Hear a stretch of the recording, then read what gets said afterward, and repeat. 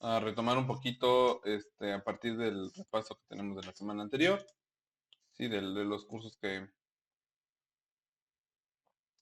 hemos tenido, que tuvimos del cuatrimestre anterior, ¿no?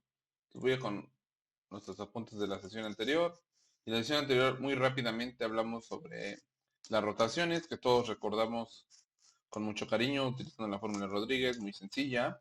Hablamos del grupo especial euclidiano, que es nuestro grupo de matrices de 4x4, contienen una del grupo especial ortogonal y una en desplazamiento, ¿no?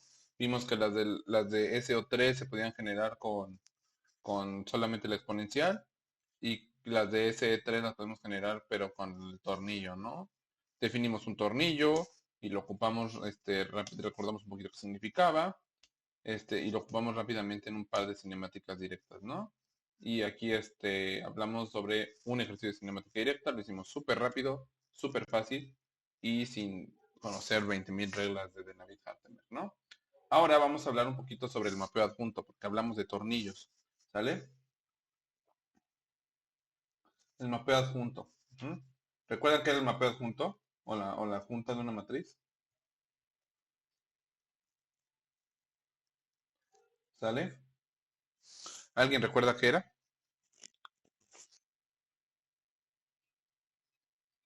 Sí,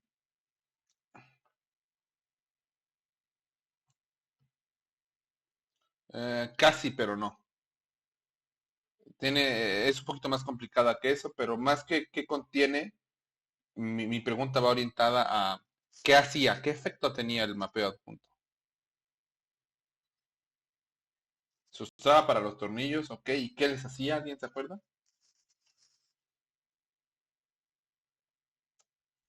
Vale. Ajá. Se usaba para los tornillos, sí, así es.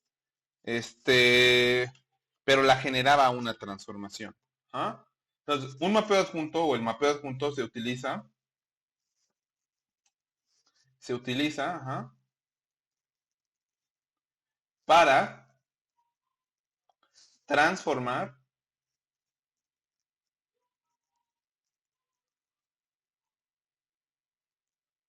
transformar tornillos. Esa es el resumen de para qué se utiliza, ¿vale?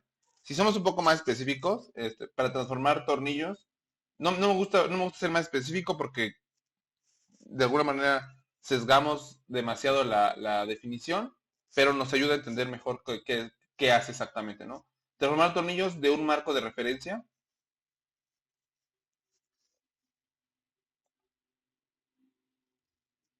marco de referencia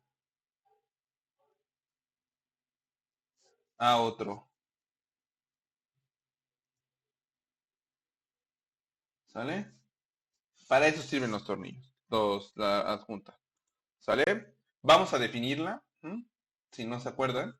Nosotros definimos la matriz adjunta de la siguiente forma, ¿sale? CAT, una transformación, ya saben, SE3. Entonces, definimos la siguiente función, ¿no? ¿Ah? La adjunta,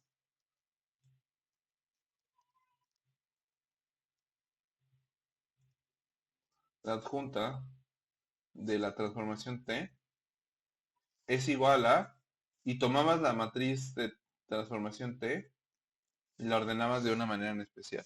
Tomabas la rotación y la colocabas aquí ponías ceros, aquí ponías P corchete por R y aquí ponías R. Y listo, ¿sale? Era una matriz de 6x6, así es. Esta matriz es un subconjunto de las matrices de 6x6 y listo, sale su tamaño. Hasta aquí no hay ninguna duda.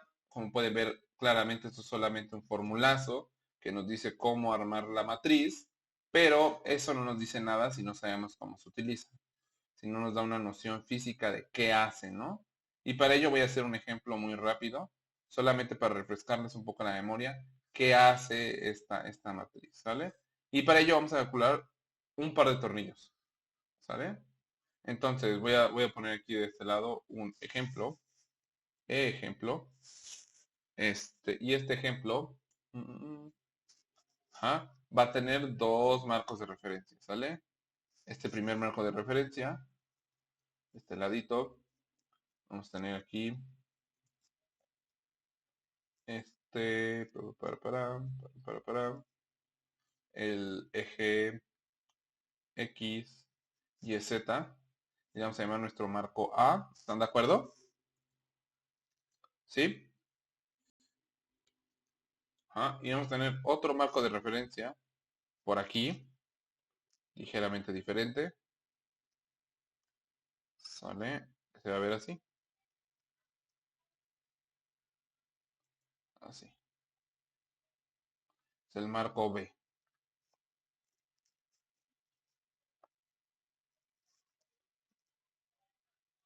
¿Queda claro? ¿Sale?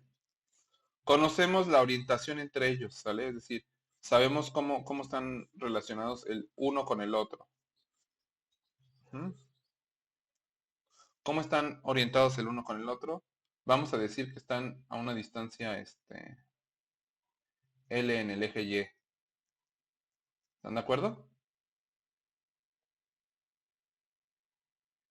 Sí, ¿no? ¿Estamos?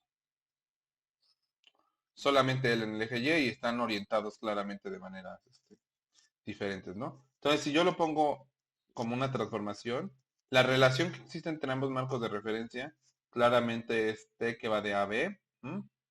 Y tenemos una rotación en el eje Z de 90 grados. Eso lo cual quiere decir que este apunta en la dirección Y, Y apunta en la dirección menos X y Z apunta en la misma dirección. Ajá. Esto nos queda 0, nos queda 1 y nos queda un desplazamiento en L. ¿Están de acuerdo? ¿Sale?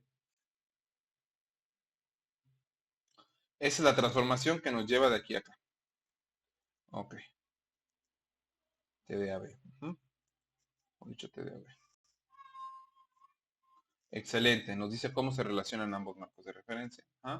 Pero si lo hacemos más interesante y agregamos un robot por aquí, o una junta, no hace falta hacerlo tan complicado como un robot, pero quizás solamente una junta, o la descripción de la acción de un movimiento, en otras palabras, un tornillo. ¿m?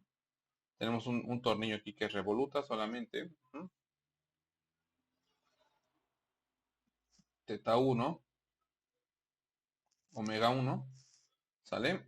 Y entonces, el detalle viene ahora, ¿no?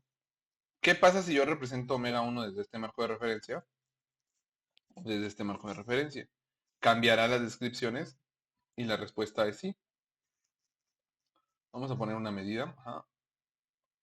Vamos a poner que esto está a 2/3 de L y a 1/3 de L. Esto es 2/3 de L. Esto es 1/3 de L. ¿Sale? Para hacerlo más emocionante. Sí, y vamos a calcularlo una vez a mano y después lo vamos a calcular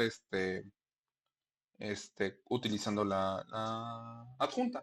Entonces voy a calcular primero tornillo desde A, ¿vale?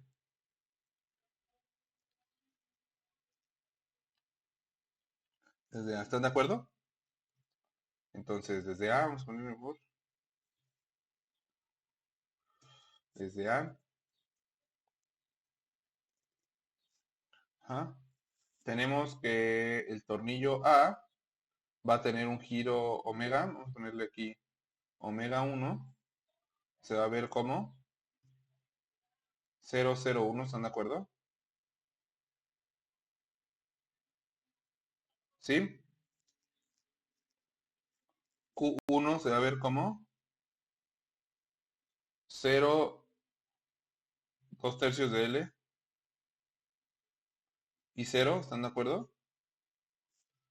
Y por último V1 se ve como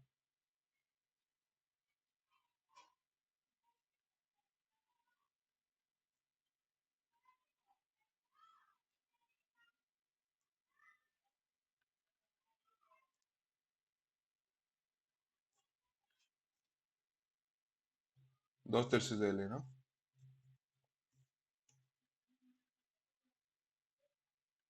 ¿Estamos?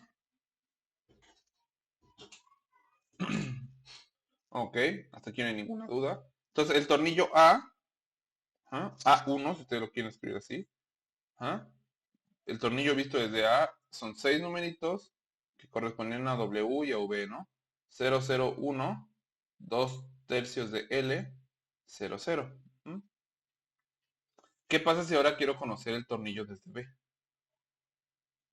Pues lo que hubiéramos hecho nosotros es calcular nuevamente los tornillos desde B. ¿Ah? Solo tenemos que hacer eso, calcularlos y ya.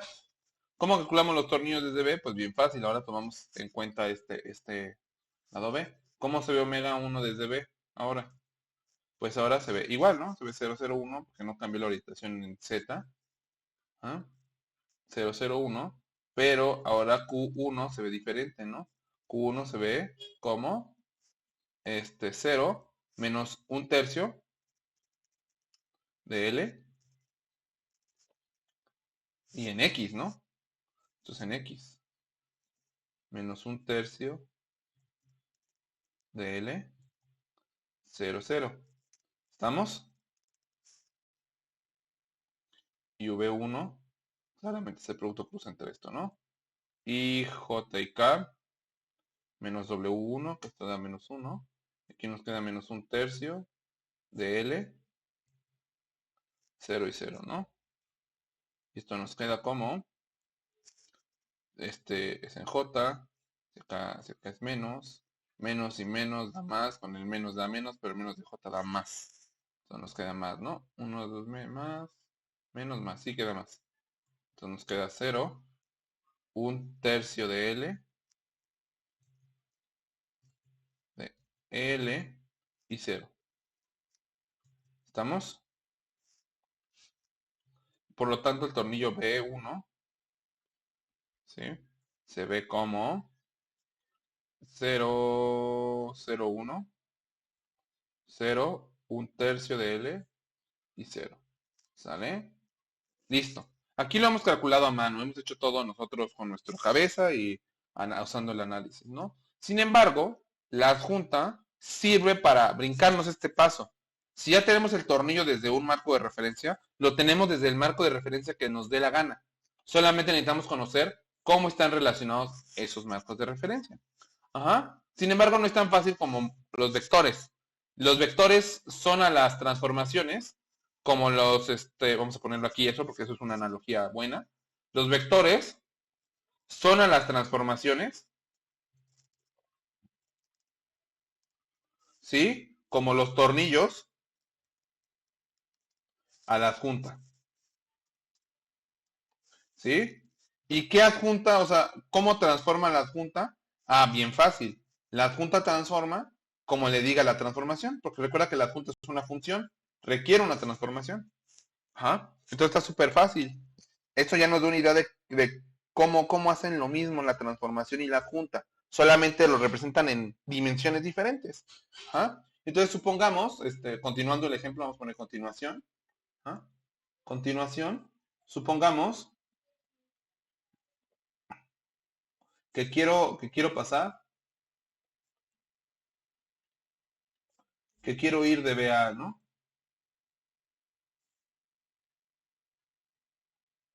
De B a A, ¿sale? Supongamos que quiero ir de B a A. ¿Cómo le hago? Bueno, si quiero ir de B a A, se supone que tengo B. Entonces, obtengo el tornillo B. Y tengo que conocer las transformaciones entre ellos. ¿Estamos?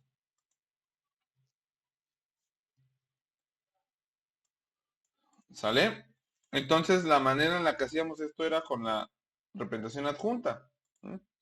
La fórmula nos decía algo así como, si yo tengo, ¿cómo lo estudiamos?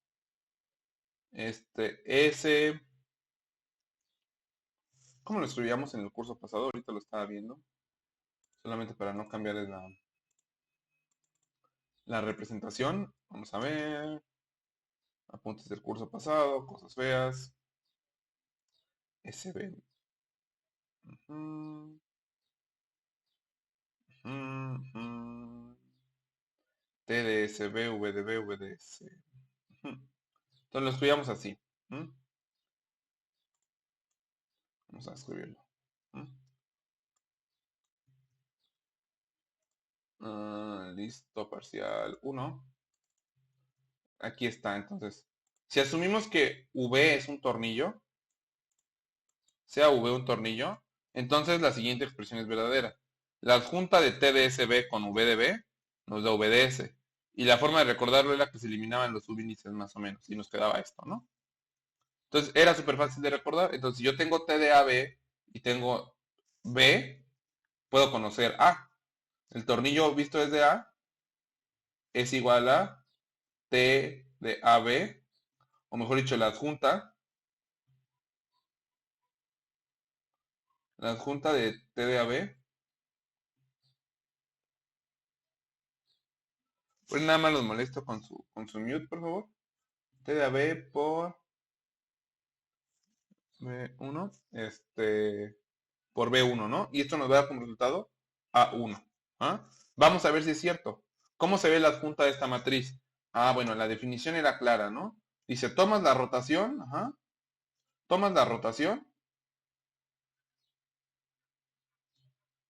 y la colocas en esta posición.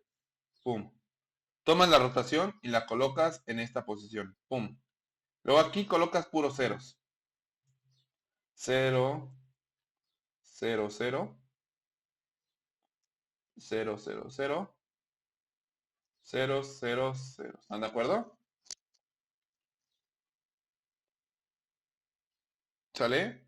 Y por último aquí abajo colocabas algo un poquito más especial. ¿Sale? Lo voy a poner aquí a un lado para ver de dónde sale.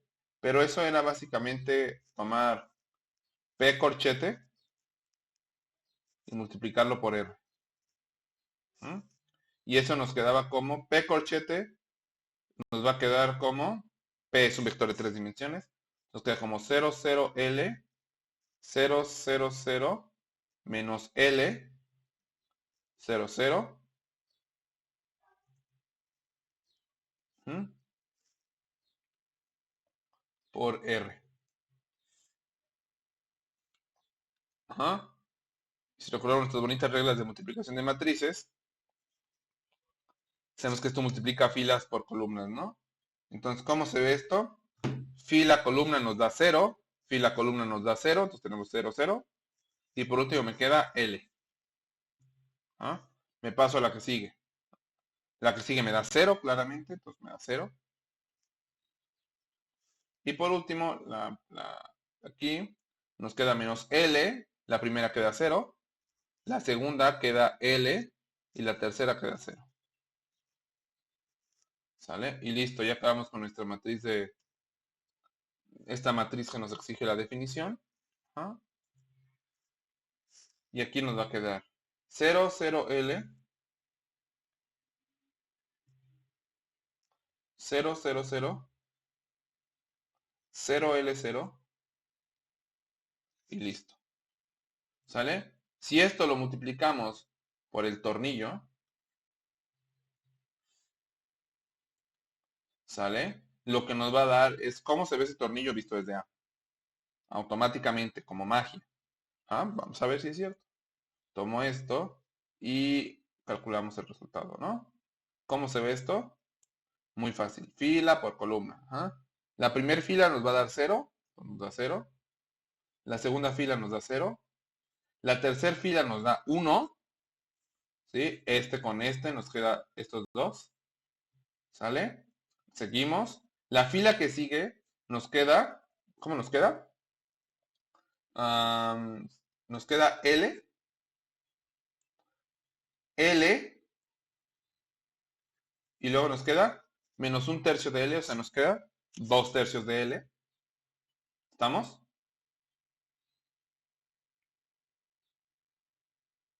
¿Sí? ¿Sale? 2/3 de L. Luego la que sigue, ¿cómo nos queda? Cero.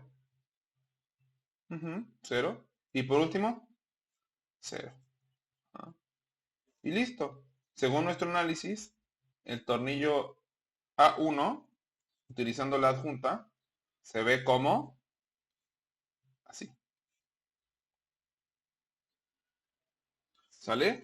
Lo cual es súper útil. Ajá, ustedes dirán, bueno, pero el profe está bien loco, ¿no? Porque aquí hicimos el análisis, requirió análisis esto. Requirió hacer un análisis racional de nuestra parte, pero llegamos al mismo resultado y claramente fue más rápido. Sí, sí, fue más rápido, pero la clave está en que requiere análisis. Y el problema de que algo requiere análisis es que puede fallar. Nos podemos equivocar. ¿Ah? Porque requiere una persona, alguien racional que lo haga. Y la diferencia de lo que sigue es que esto es cómputo. Y sí son más números y es más talacha, pero es cómputo. Y al final del día, esto no lo hacemos nosotros. Lo hacen equipos que no se pueden equivocar. ¿Mm? Si introducimos todo correctamente. ¿Mm? Entonces, por eso era la ventaja de esto. Que nosotros ocupamos esta representación, la representación adjunta, como el equivalente a una transformación para tornillos.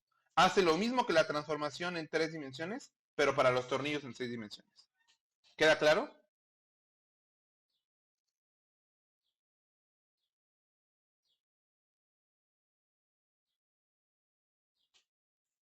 ¿Sí? ¿No? Excelente. ¿Ah? Luego, después de esto, seguía un tema muy emocionante, probablemente lo recuerden, que eran los jacobianos, ¿no? ¿Lo recuerdan? Ajá. Y la idea del jacobiano partió, o nosotros partimos en el curso anterior, de analizar cómo se veían los tornillos desde otros marcos de referencia, ¿no? Y en general cómo se veían para cualquier posición de un robot, ¿no? Entonces comenzamos a expresar la velocidad espacial y la velocidad del body frame y, ¿cómo le llamamos? La velocidad S y la velocidad B, no recuerdo qué nombre les dimos. Estoy tratando de buscar qué nombre les dimos. Por aquí debería haber un ejercicio de esto.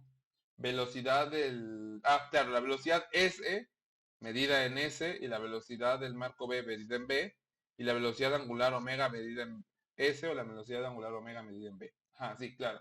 Y después definimos la velocidad generalizada, que era como un tornillo, donde vivían ambas velocidades, la velocidad angular y la velocidad lineal, ¿no?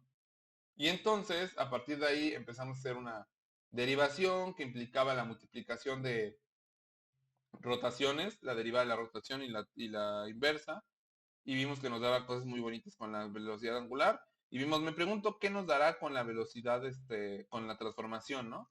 Y vimos que nos daba la velocidad espacial, nos daba la velocidad generalizada, ¿sale? Y hicimos todo ese análisis hasta que llegamos a la definición del jacobiano, ¿ah? Y la definición del jacobiano era un poco complicada, ¿ah? Pero,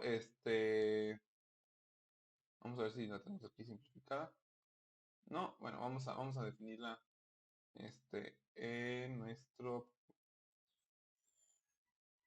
No la quiero definir así, pero bueno, vamos a definirla. ¿Sale? Vamos a llevarlo a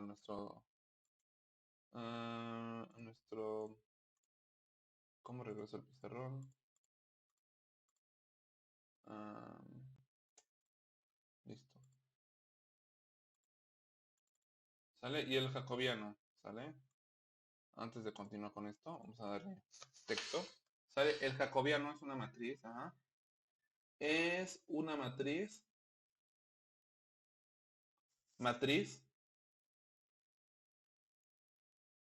ajá. Es una matriz que es única para cada robot, ajá. Única para cada robot.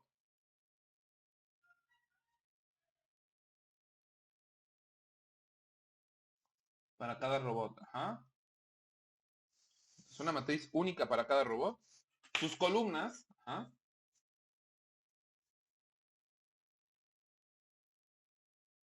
contienen los tornillos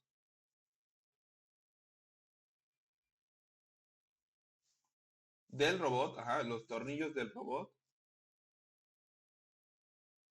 para cualquier valor arbitrario de teta.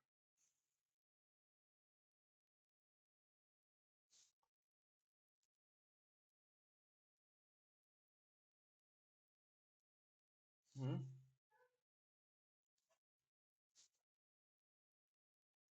Y listo. Eso era nuestro jacobiano. Ajá.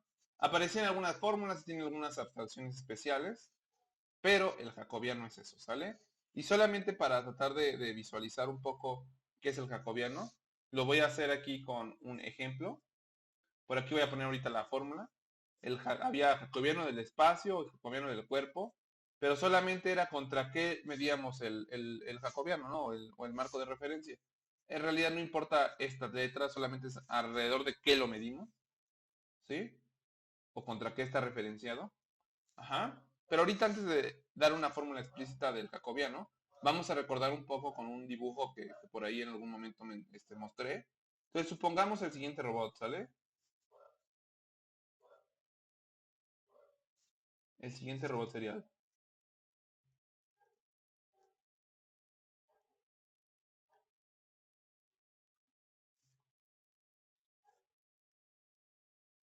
serial, ajá. De tres juntas, para hacerlo fácil por ahora, ¿sale? Entonces tenemos el siguiente robot, ¿sale? Voy a tratar de hacerlo lo más bonito que se pueda. Y para eso voy a sacar aquí nuestra emocionante herramienta de lo que le llaman brújula en esta mala traducción. ¿Ah? Y de hecho vamos a hacerlo con una línea más gruesa. ¿Listo? Adiós. Y vamos a hacer otro más chico. Y listo, ¿sale? Pues tenemos un robot como visto desde arriba, estos son sus motores. ¿Sale? Y el robot en su posición inicial se encuentra así.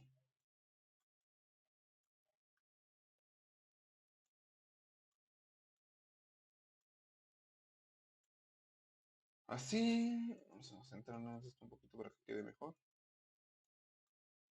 Así, así, así. ¿Sale? Tenemos estos bonitos robots que se ven así.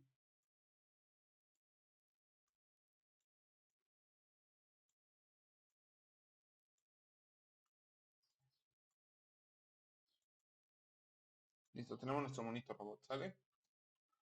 Claramente el robot tiene un marco de referencia en algún lado, ¿sale? Vamos a dibujarlo. Y el marco de referencia va a estar aquí, el del origen. El marco S,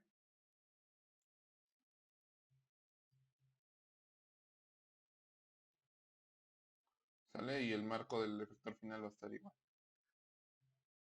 Realmente eso no importa mucho por ahora, ¿sale? Pero vale la pena que lo coloquemos como referencia, ¿no? El eje X, el eje Y, el eje X, el eje Y, el marco B y el marco S, ¿sale? Entonces, el robot se encuentra en su posición inicial, ¿están de acuerdo? ¿Todo claro hasta aquí? ¿Sí? Ok. Entonces, ustedes pueden describir los tornillos de este robot en términos del marco S, ¿no? Y, por ejemplo, ¿cuántos tornillos vamos a tener? Como esta es una junta, voy a tener asociada esta junta al tornillo S1, ¿están de acuerdo? ¿Sí? Y voy a tener aquí asociado esta junta al tornillo S2. Y a esta junta el tornillo S3. ¿Todo claro hasta aquí? Ok, excelente, ¿sale? Entonces tenemos nuestros bonitos tornillos S1, S2 y S3. ¿Ah? Por aquí atrás teníamos la definición de jacobiano, la borré, creo que la borré, pero bueno, no importa. Entonces, dijimos que es una matriz que contiene en sus columnas a los tornillos del robot. ¿Sale? Entonces, si yo escribí el jacobiano de este robot, ¿ah? Sí, el jacobiano uno por ponerle algún nombre por ahora, el jacobiano uno de este robot va a ser el tornillo S1 en su columna, ¿sale? El tornillo S2 en su columna, ¿están de acuerdo? Y el tornillo S3 en su columna. ¿Queda claro? Nada más pegamos los vectores de 6 dimensiones que ya habíamos hecho. ¿Cuál es el problema de esto? Que aquí viene una parte importante. Para cualquier valor arbitrario, ¿ah? Aquí está haciendo énfasis en esta parte. Valor arbitrario. ¿Ah? Porque si yo cambio algún ángulo del robot, esos tornillos probablemente no se vean igual. ¿Ah? Por ejemplo, y aquí creo que la definición, voy a hacer trampa y verla rápidamente. Está por acá. No, no, no, no, no, no, no. Ah, mm,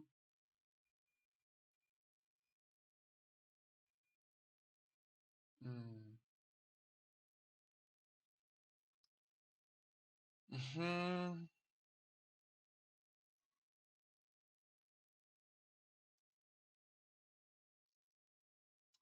Ok. Ah,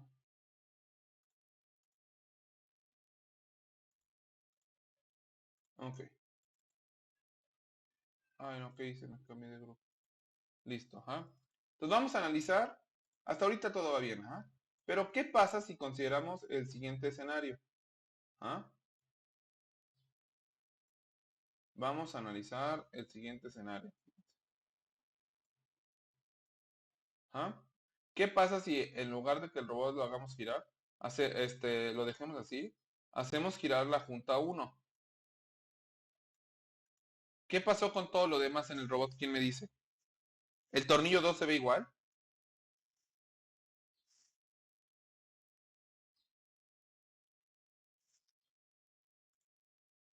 ¿Quién me dice? Sí, no, más o menos. ¿Quién sabe?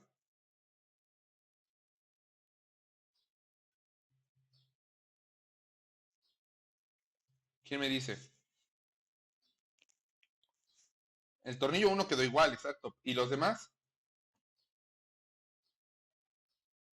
¿Cómo, perdón? Pues más que un ángulo, piensa que los tornillos son ejes de giro, ¿no? En este caso, porque son puras revolutas, ¿no?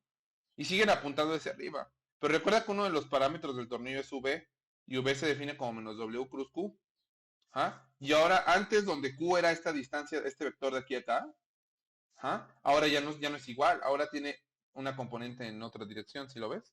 Ahora Q se ve para acá, ¿sí lo ves? Y el de 3 también Q se ve para acá, ¿no? Cambió, antes en lugar de verse así, ahora se ve para arriba, ¿no? Entonces, claramente cambiaron S2 y S3, ¿están de acuerdo? ¿Sí? ¿No? Entonces, si escribiéramos este jacobiano, este nuevo jacobiano, ¿cómo lo escribiríamos? Ah, pues bien fácil, ¿no? Vamos a llamarle el jacobiano 2. Y el jacobiano 2 va a contener a S1, porque S1 se quedó igual. Ajá. Y luego va a contener a S2, pero S2 lo transformó S1, ¿están de acuerdo? ¿Sí? Entonces vamos a ocupar la función que transforma tornillos, que es la adjunta. La adjunta de la transformación dada por el tornillo 1.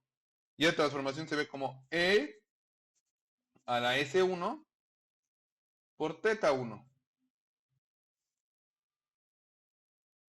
¿Están de acuerdo?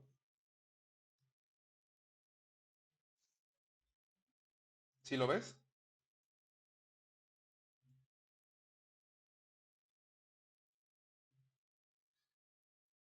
Y la de 3 pues se vio también transformado por cómo giró el tornillo 1, ¿no? ¿Sale? ¿Queda claro hasta aquí?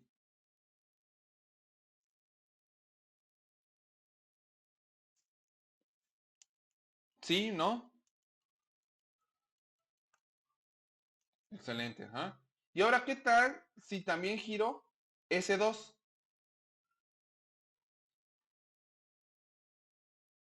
¿A quién le afecta?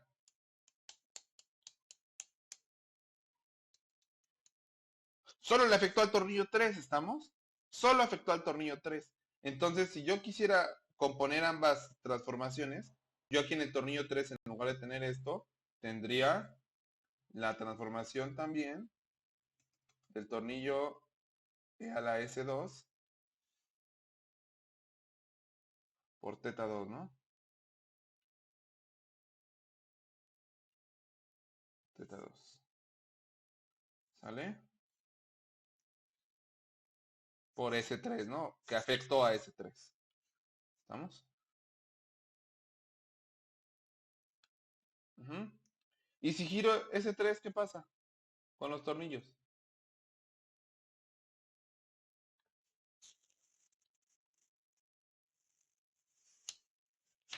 Nada, ¿no? ¿Estamos? El que gira el último eslabón no afecta a cómo están ubicados los tornillos con respecto al origen, ¿están de acuerdo? ¿Sí lo ven? Entonces, esto nos da una idea de por qué la fórmula del jacobiano para cualquier valor se ve así. Y la fórmula del jacobiano para cualquier valor es una fórmula que se ve fea. ¿Ah? En principio parece fea. ¿Sí?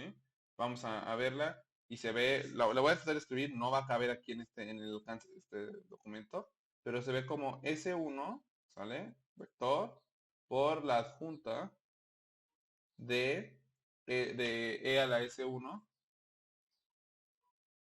por teta 1 por S2, ajá, la de S3 se ve así como pueden ver, pero esto continúa de forma consecutiva hasta la junta N. Y en la junta N se ve la adjunta de E a la S1 por teta 1 continúa hasta E a la Sn-1 por teta n-1, ¿sí? Por Sn. Y así se ve el jacobiano, ¿ah? Es básicamente ¿cómo se llama? El tornillo para cualquier, o mejor dicho, sí, los tornillos del robot para cualquier ángulo posible, ¿ok?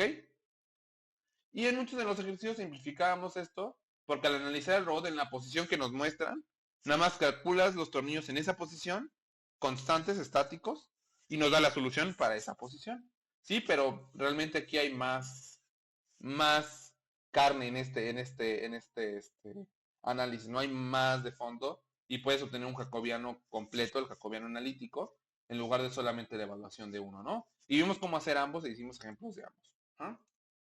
Pero bueno, ¿para qué nos sirve el jacobiano, sale? La pregunta es, ¿para qué usamos el jacobiano, sale? Jacobiano. Y si recuerdan adecuadamente el jacobiano, principalmente nos servía para dos cosas, ¿sale? Número uno, ¿ah? Nos servía para calcular velocidades espaciales. ¿Ah? Y las velocidades espaciales, VDS, ¿m? Recuerda que VDS era, vamos a definirlo, ¿sale? VDS era la velocidad angular, sin corchete, vamos a ponerlo como es esto, ¿sí? VDS, vectorzote, se definía como omega S y VDS, ¿sale? En donde tenían ciertas interpretaciones cada uno de estos, pero la idea en síntesis era que esto era la componente angular desde S y esto era la componente lineal desde S. ¿Estamos? Lo mismo para omega B y VB. ¿Mm? Y partiendo de esta definición, encontramos que VDS, vector, podíamos conocer las velocidades del robot en particular con el uso del jacobiano por JS de teta por el vector de velocidades angulares en cada una de las juntas. ¿Sale? Esto nos devolvía velocidades. ¿Sale? Y podíamos hacer lo mismo para velocidades desde otro marco de referencia. Ajá, B en realidad es el marco de referencia del vector final, pero bien podía haber sido cualquier marco de referencia, ¿sale? La fórmula generalizada de esto hubiera sido desde el marco que se te dé la gana es igual al jacobiano desde el marco que se te dé la gana evaluado en el ángulo por teta puntito. ¿Están de acuerdo?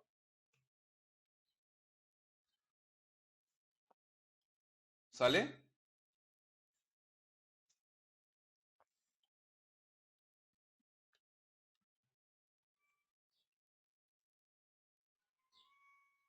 Esto nos daba la cinemática diferencial, ¿no?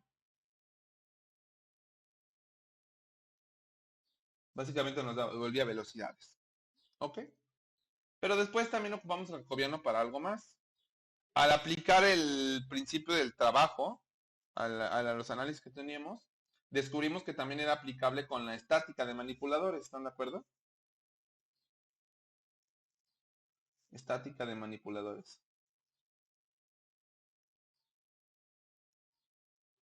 ¿Sí?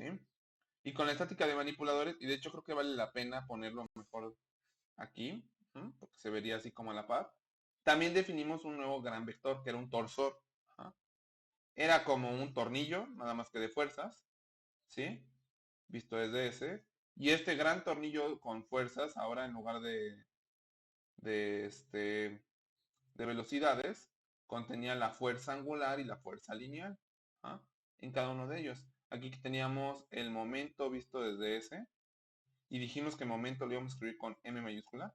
El momento visto desde S, ¿sale? Como vector, y la fuerza vista desde S, ¿sale? Aquí hay un montón de estática y el principio de equivalencia, etcétera, etcétera, ¿no? Y entonces desarrollamos esta herramienta y la aplicábamos. Ajá. Lo que cabe mencionar o lo importante de aquí es que esto nos daba la fuerza angular y la fuerza lineal. Básicamente nos da momento y fuerza lineal con respecto a un marco de referencia. Y las fórmulas que llegamos a obtener para esto era el torque en cada una de las juntas era igual al jacobiano en S de teta transpuesto por la fuerza, evaluada en S, ¿no? Por la fuerza, ¿sale? O si querías el torque, también el mismo torque, no cambiaba aquí. El torque también lo podías obtener como el jacobiano, de B, evaluado en teta, por transpuesta por la fuerzota en B. O también podías calcular el torque, no cambiaba el resultado. El jacobiano desde donde se te pegara tu gana,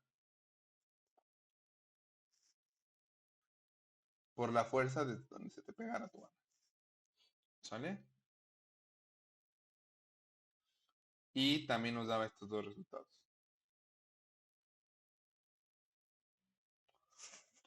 Todos recuerden hasta aquí esto con cariño y claridad.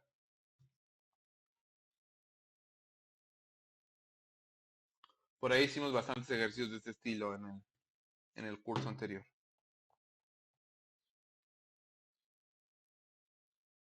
¿Sí? ¿No?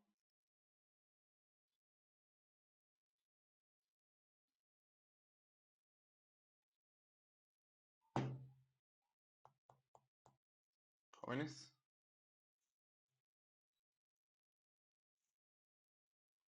¿Escuchan? Muy bien. Entonces, aquí llega, digamos, hasta la parte de cinemática diferencial, que fue lo que vimos.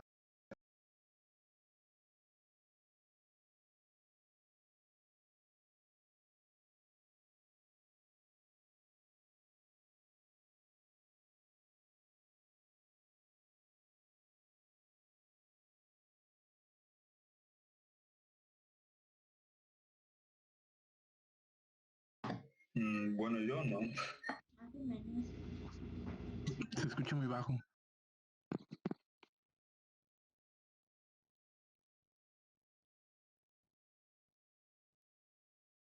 No se escucha.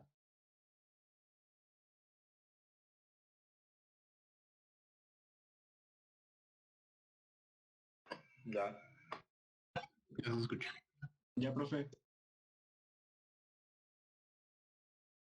Sí, ya se escucha. Batería. Nada más déjenme aquí elijo la captura de audio para que siga grabando el video. Ok, sí.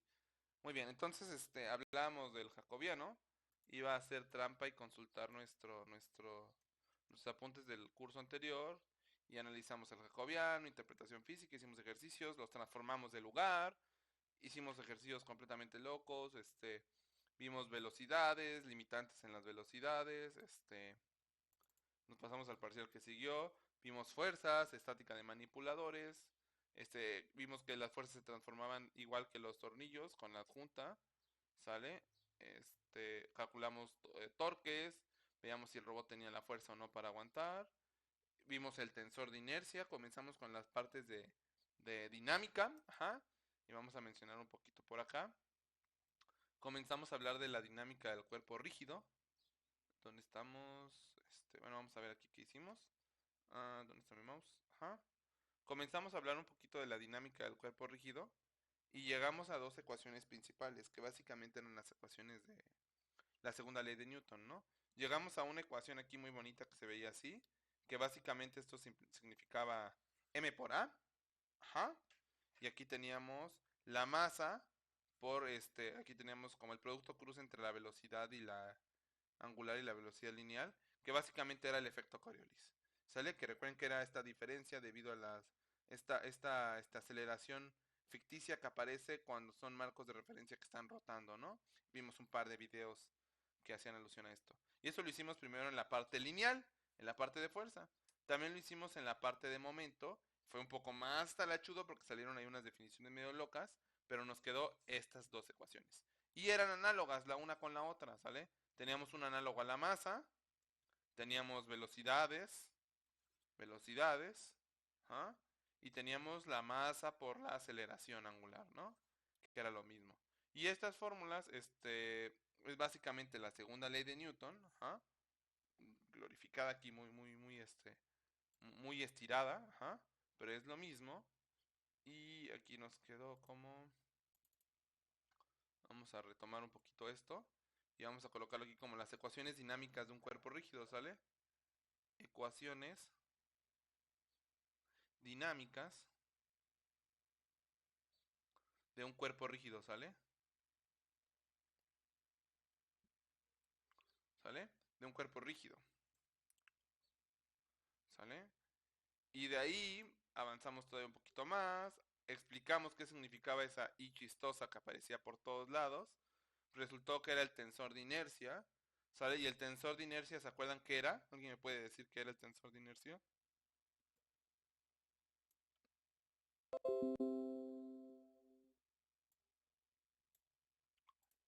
¿Alguien que recuerde qué era el tensor de inercia?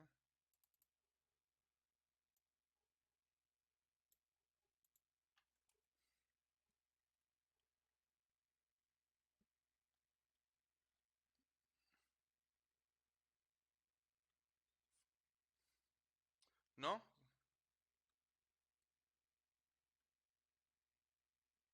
¿No, nadie? Eso se multiplica por WX, por WY y WZ, ¿no? Sí, pero ¿qué hace? ¿Qué hace el tensor de inercia? ¿Qué efecto tiene?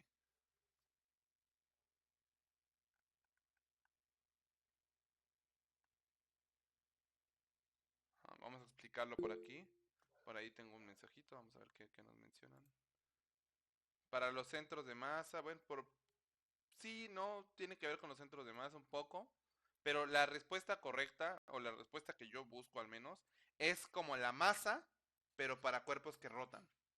Porque no es lo mismo la masa lineal, la masa que actúa con la aceleración y la masa que actúa con la rotación. Son diferentes. Entonces, la respuesta que yo busco es el tensor de inercia representa la masa o representa la inercia rotacional.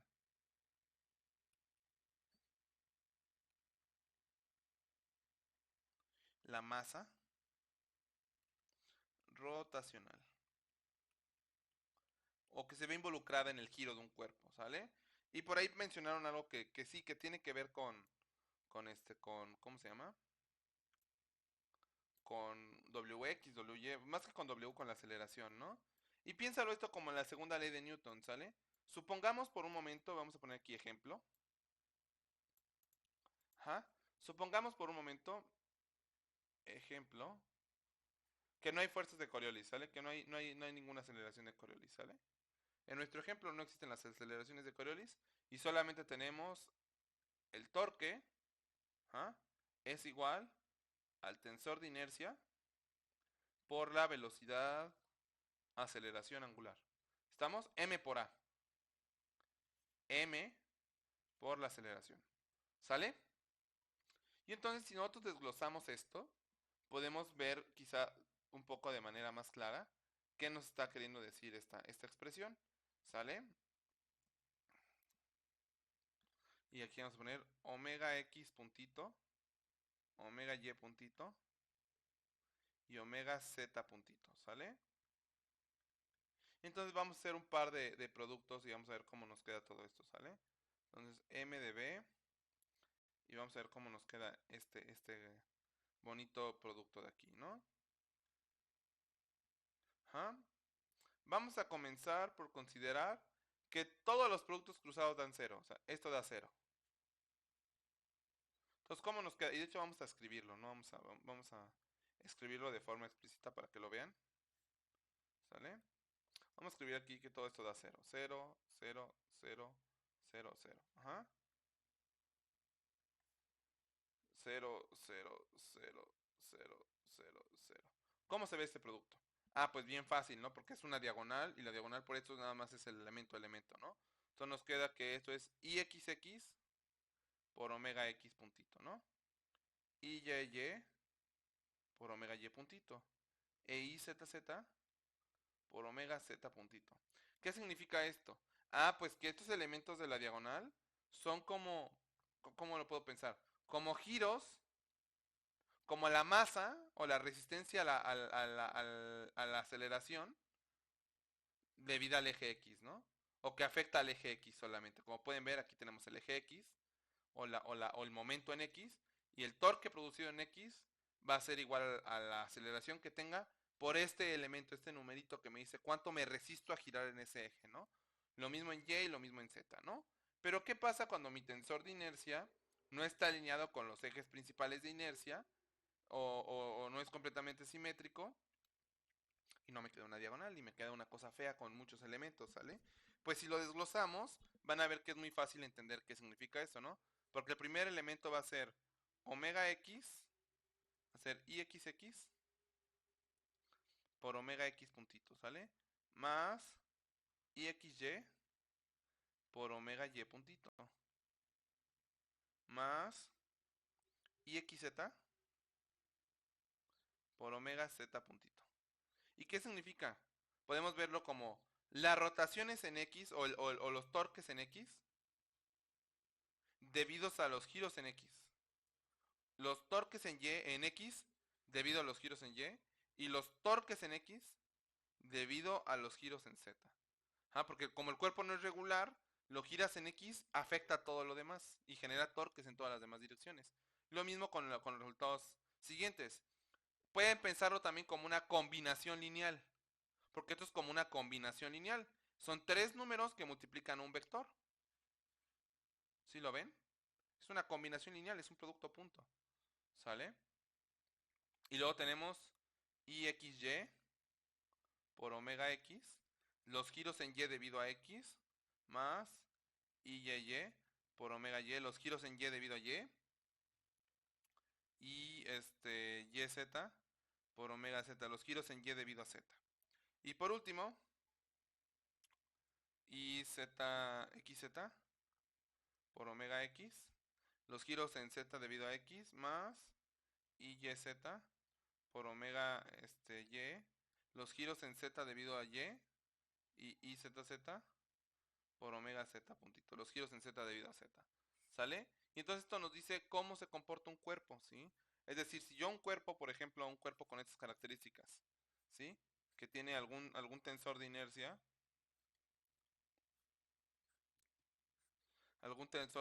¿sale? Algún marco de referencia, ¿sale? Y yo le aplico sobre el eje X un giro, o le aplico un torque, mejor dicho. Aplicamos un torque. Ajá. Eso va a tener como consecuencia, dependiendo de cómo se ve el tensor de inercia, un giro en X, un giro en Y y un giro en Z. A pesar de que solo apliqué un torque en el eje X. ¿Por qué? Depende de estos elementos. ¿Qué tanto va a girar en cada uno? Depende de estos elementos. Depende en medida de qué tan grandes sean estos, ¿no? Pero el aplicar ese torque en X, va a generar como un producto del tensor de inercia, va a generar no solamente un giro en esta dirección, omega gorrito en X, omega puntito, perdón, sino también probablemente en esta dirección y en esta dirección. ¿Sale?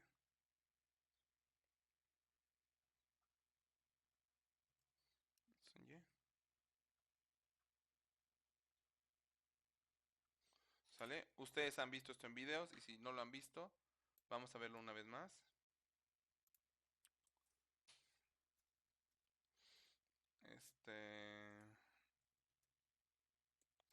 Inercia tensor. Este...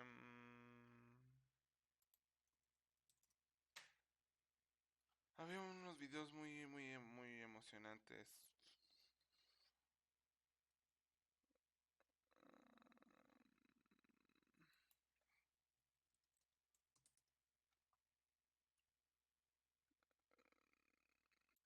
Este está padre o estos I want to thank the sponsor of this episode. están padres realmente, pero sería cuestión de encontrar dónde estaba el ejemplo bueno I've antes checked, de que but it is actually. comience el anuncio It's aquí de even in the Google. textbook they cited. From last time buys to full-scale supply chain solutions, consider us your go-to resource. Listo. Ahí. Landau and Lifshitz.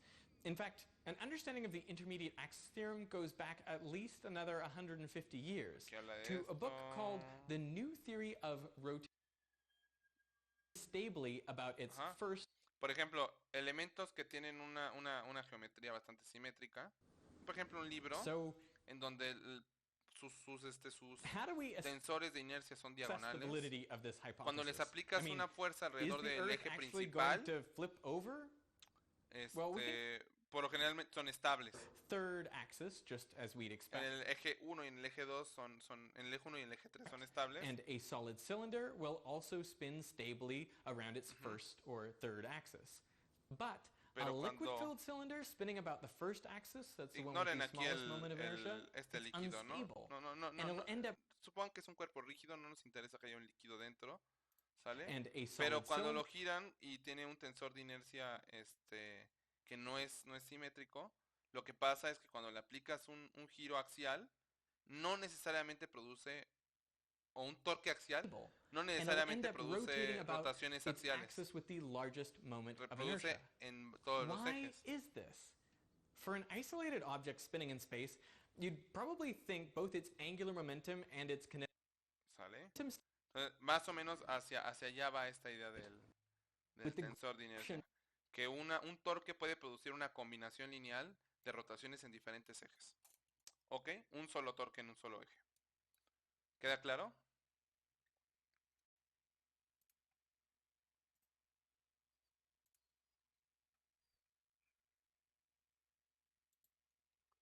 Sí, ¿no?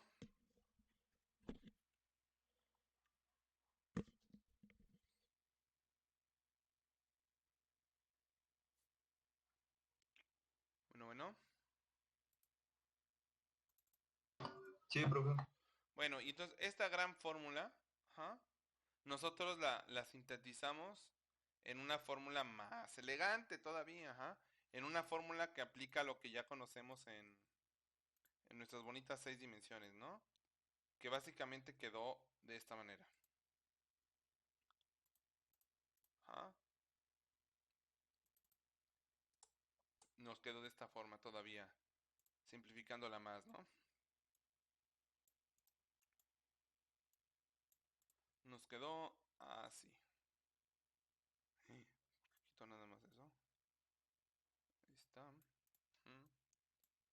a borrar esto y esto y esto. Esta fórmula nos quedó así, que es básicamente la generalización de lo que mostré anteriormente, ¿sale? Es lo mismo, solamente que ahora lo colocamos en un tornillo, ¿sale? Porque te das cuenta es la misma fórmula. Solamente hay por ahí un cambio de coordenadas, pero nada más, ¿no? Pero aquí tienes esta matriz G, que si recuerdan correctamente, era la matriz de inercia generalizada. ¿Ah? V, que era la velocidad generalizada, o mejor dicho, la aceleración generalizada, porque tiene derivada. Tiene un signo menos, no le hagan caso al signo menos. Ajá. Luego tenemos aquí un cambio de coordenadas, ¿sí? Porque tenemos una adjunta. O más que nada, esto no era una adjunta de cambio de coordenadas, era una adjunta minúscula que tenía el efecto del corchete. Esta adjunta minúscula tenía el efecto del corchete en 6 dimensiones para 3 dimensiones. Es decir, era como el producto cruz, porque aquí tenemos un producto cruz. Entonces aquí esto hacía lo mismo que el producto cruz, ajá, y esto al final del día operaba en esto. ¿Mm? Y aquí tenemos de nuevo la masa, ¿no? El equivalente a la masa. Y era la misma fórmula. La única diferencia del producto cruz, como tenemos la transpuesta, recuerda cuando sacas la transpuesta le cambias el signo aquí, ¿no? Pero nada más. Era exactamente lo mismo. Esta fórmula de aquí, que esta de aquí, es la segunda ley de Newton, pero generalizada. Muy, muy, muy, muy generalizada. Ajá. Con sus respectivas aceleraciones de Coriolis, ¿no?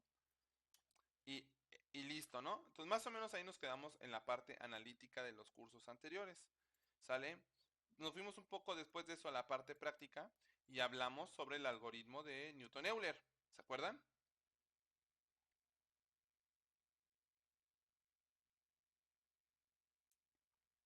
¿Recuerdan? Sí, ¿no?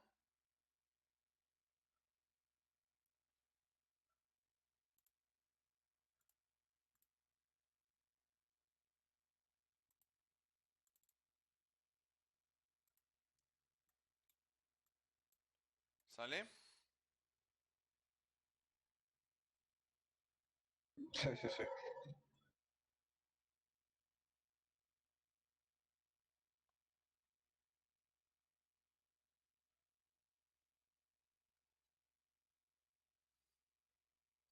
Algoritmo de Newton-Euler, ¿sale?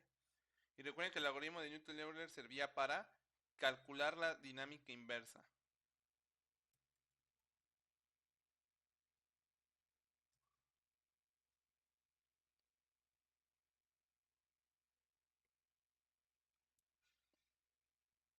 Hablamos un poquito sobre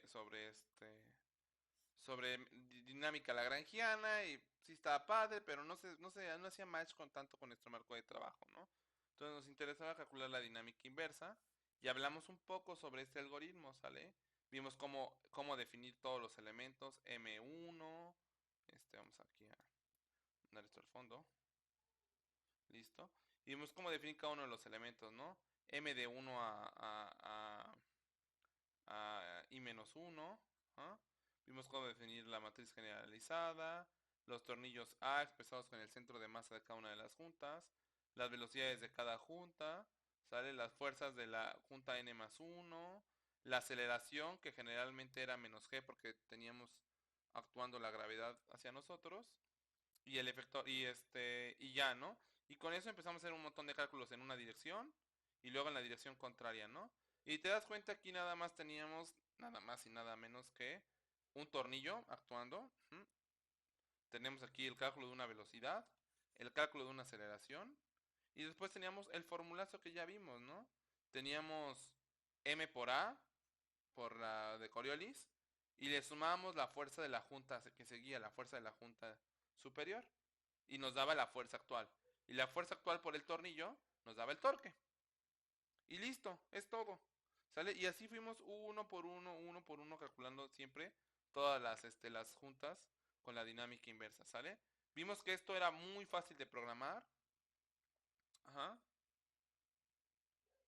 Muy fácil de programar.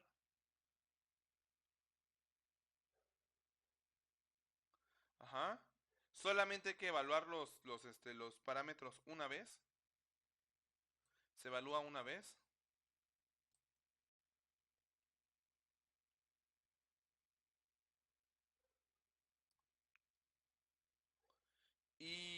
Y listo, ajá, era súper práctico y lo usamos en un proyecto, ¿sale? Sin embargo, por ahora voy a analizar ese proyecto que hicimos Y vamos a ver qué hicieron ustedes y qué no. ¿Ah? Vamos a analizarlo a detalle. Quien no lo recuerde, el proyecto se veía algo más o menos así. Voy a abrir el final. Este, ¿qué es el final? Y necesito estos dos. Vamos a darle chance aquí que cargue la evaluación final. La evaluación final fue exactamente igual que la parcial, solamente que fue con un robot de 3 juntas y la trayectoria a realizar era una estrella. Ajá. Entonces era ligeramente más complicada, sobre todo por el hecho de que noté que muchos de ustedes solamente le ponían al control de tercer orden ganancias altísimas y ya.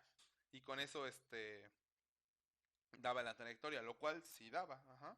Y quizá fue error mío en no limitar la ganancia, porque al final del día, ganancias gigantes van a producir torques gigantes, y para producir torques gigantes requieres voltajes gigantes, y no todos los motores resisten voltajes o corrientes gigantes. Entonces, quizá una idea mejor, o una mejor idea, o una mejor tarea de diseño hubiera sido de mi parte, limitar la cantidad de torque que podía recibir cada junta. Ajá, pero bueno, se me escapó, la cacharon bien todos y la mayoría hizo eso, solamente aumentó la corriente en la ganancia en uno de los controladores, ¿no? Pero en este caso, ¿qué estoy haciendo? No, no, no. Cerré todo, qué tonto. ¿Qué cerré? No te mueras, MATLAB. Ni modo, déjenme abro MATLAB, pero lo voy a abrir con menos tonterías.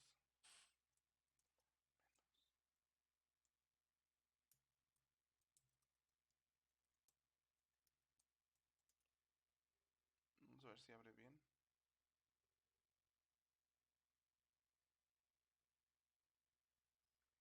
Un segundo.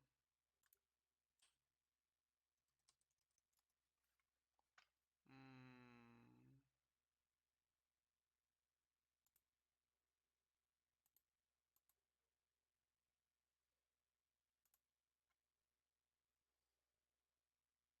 ah,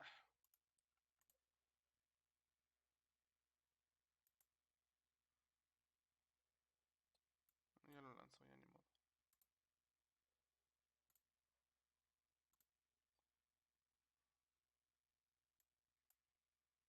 Un segundo. ¿Qué estoy haciendo? Ahí está.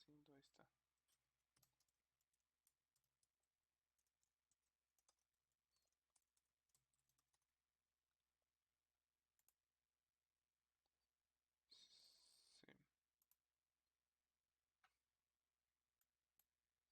Así abre menos basura el MATLAB y no hay que estar esperándolo. Aquí nada más le voy a poner Simulink para que abra Simulink nada más. Mm,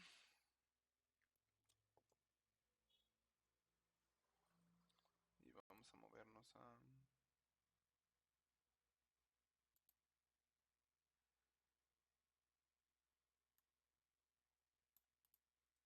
mm, ahí está. Tenemos esto y nada más tengo que moverme aquí una carpeta especial. Ahorita que me dé control esto. Vamos a cerrar esto. Muy bien.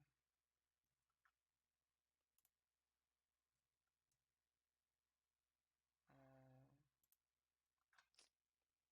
no puedo minimizarlo. Ahí está. Listo.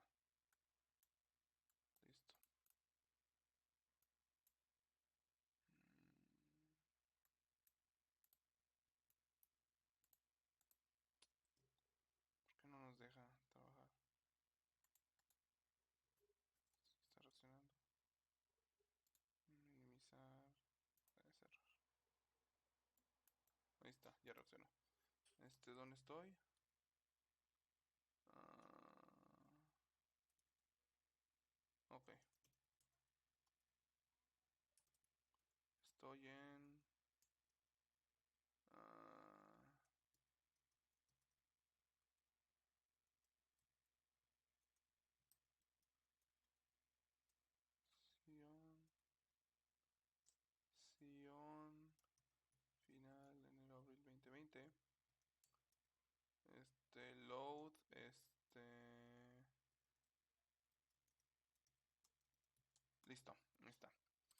ahora sí ya va a correr nuestra simulación. ¿Sale? ¿Qué tenemos aquí? 2 torques, un robot de 3 juntas. Vamos a darle chance a que abra aquí nuestro robot.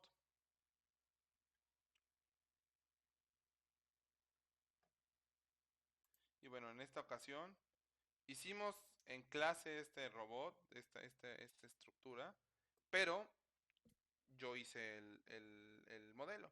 ¿Ah? Entonces en este cuatrimestre yo no voy a hacer el modelo. ¿Ah?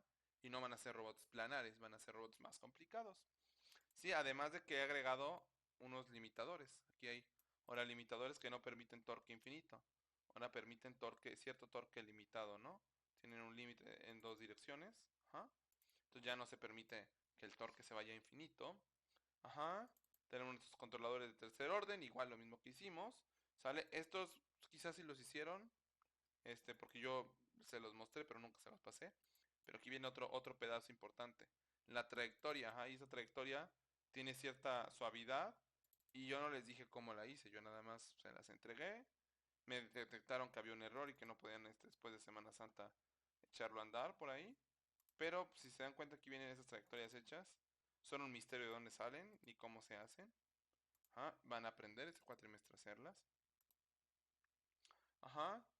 Y la dinámica inversa, pues sí la hicimos de todos, pero este, pues quizá copien el algoritmo, quizá no. Pero vamos a extender un poquito este algoritmo un poco más. Ajá.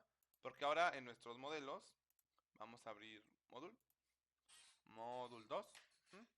En nuestro modelo anteriormente solamente incluimos ciertas cosas en la dinámica inversa, pero hay más parámetros o características de la realidad que pueden ser incluidas en este modelo. Ajá, una de ellas son engranes, sí, engranes, por ejemplo, y constantes de motor, ¿no? Entonces, si yo me voy aquí a robot control y esto era como software, grasping, wheel, está por aquí, pero ahora sí. Me falla la memoria. Constraint Dynamics. Vamos a ver qué nos dice nuestro libro. Dynamics en el espacio de trabajo. Euler Integration Algorithm.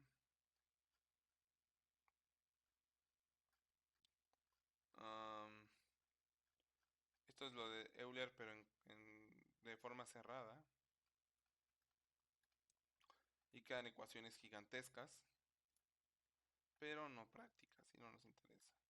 Dinámica directa, dinámica en el espacio de trabajo, dinámica limitada. Robots en un formato especial que se llama URDF. Cómo funciona un controlador de un robot. Y aquí empieza a hablar un poquito sobre lo que ya hablábamos, ¿no? De dinámica y modelado del robot. Este. Y la fricción de Coulomb. Aquí inercia aparente debido al agregar engranes. Ajá, porque cambia la inercia cuando agregas un engrane. Aquí empiezas a colocar engranes y marcos intermedios entre los engranes. Y entonces ahora tenemos un algoritmo de Newton-Euler tomando en cuenta las inercias de los motores y los engranes. Entonces ahora modelas la junta y también modelas el motor. Y también el engranaje entre estos. Y ahora es un algoritmo ligeramente más grande, pero es idéntico. Estamos haciendo exactamente lo mismo. Tenemos el torque en el engrane y el torque que está resistiendo el motor realmente, ¿sale? Pero es la misma idea, solamente que ahora cambia ligeramente el algoritmo, ¿no? Es un poco más largo, claramente, pero es la misma idea. Este cuatrimestre vamos a aplicar esto y vamos a modelar individualmente el motor. Ahora no vamos a hacer como el motor y la junta, vamos a hacer el motor por sí solo, su modelo, el engrane, toda la parte del motor y luego la junta. Y vamos a modelar y vamos a aplicar ahora este algoritmo, que va a ser yo creo que de las primeras prácticas que vamos a hacer este cuatrimestre, este parcial. Ajá. Y bueno, vienen aquí más cosas especiales, ¿no? Número 2, que yo les di y que no supe de dónde salió, que vamos a crear la trayectoria. Vamos a comenzar a ver cómo generar trayectorias con cierto nivel de suavidad. Ajá, ¿y por qué nos interesa la suavidad? Y viene la definición de trayectorias punto a punto, straight line paths, o sea, caminos en línea recta, por qué nos interesa, por qué no, el espacio de trabajo, time scaling, cómo podemos escalar cualquier trayectoria con el tiempo, polynomial time scaling, que es lo que yo uso, ajá, son polinomios de orden 5, realmente lo que yo uso para mis ecuaciones este de dinámicas, mis trayectorias, pero también puede usar trapezoidales, que la trapezoidal es más fácil de computar y sin embargo tiene ciertos problemas que podemos analizar, que es donde está el cambio de derivada, ¿no?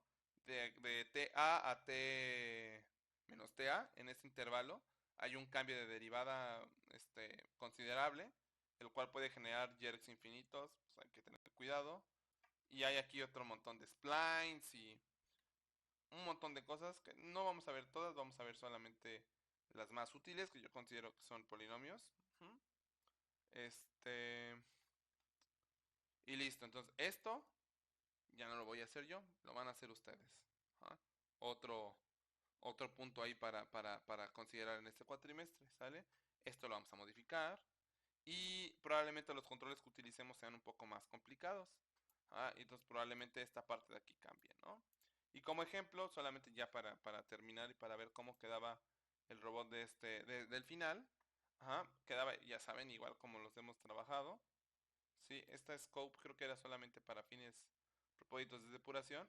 Pero pues aquí teníamos un robot de 3 juntas que realizaba una bonita tarea tarea dinámica. Por aquí vamos a darle chance que cargue. Termine de compilar aquí Simulink. Está compilando. Y como pueden ver ahí el robot se mueve de una forma ahí muy incómoda. Se intersecta el mismo, pero no nos interesa eso por ahora. Y como pueden ver hizo aquí su mejor intento de una estrella, ¿no?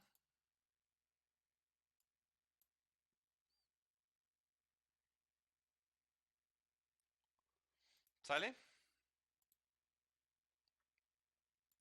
Entonces ese es el reto para este cuatrimestre. Ya tomamos un pequeño refresher nosotros de qué vimos en los cuatrimestres anteriores.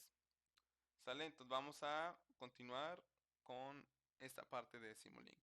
Entonces la clase que viene vamos a comenzar a aprender un poquito más en Simulink y en los algoritmos de esta parte. ¿Sale? A lo mejor me fui muy rápido con la parte de control cuatripasado, pero este cuatri tenemos mucho tiempo para trabajar en Simulink. Entonces su tarea para la sesión siguiente es tener Simulink instalado. Bueno, MATLAB y Simulink, ya saben. No creo que tengan problema, ya lo usamos. Y solamente como con fines de repaso les voy a mandar una tarea de cinemática y de rotaciones, que son las mismas tareas que ya hemos hecho, seguramente ya se las saben de memoria. Entonces voy a mandar las tareas, solamente con fines de repaso para evaluar. Entonces les pido que estén pendientes, voy a dar una semana para esa tarea. ¿Mm?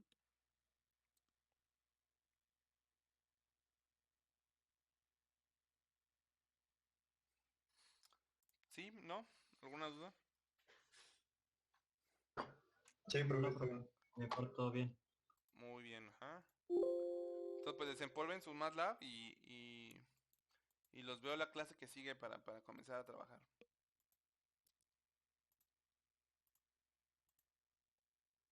¿Ok? Sí, sí. Sale pues no sé si tenemos alguna duda adicional. Todo ok. Muy bien. Pues si no hay dudas, los veo a ustedes el día jueves, ¿verdad? Sí.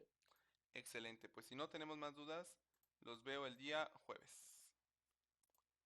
¿Sale? Sale, profe, gracias. Sale, Excelente. Pues profe. que tengan buena noche. Hasta luego. Gracias igualmente.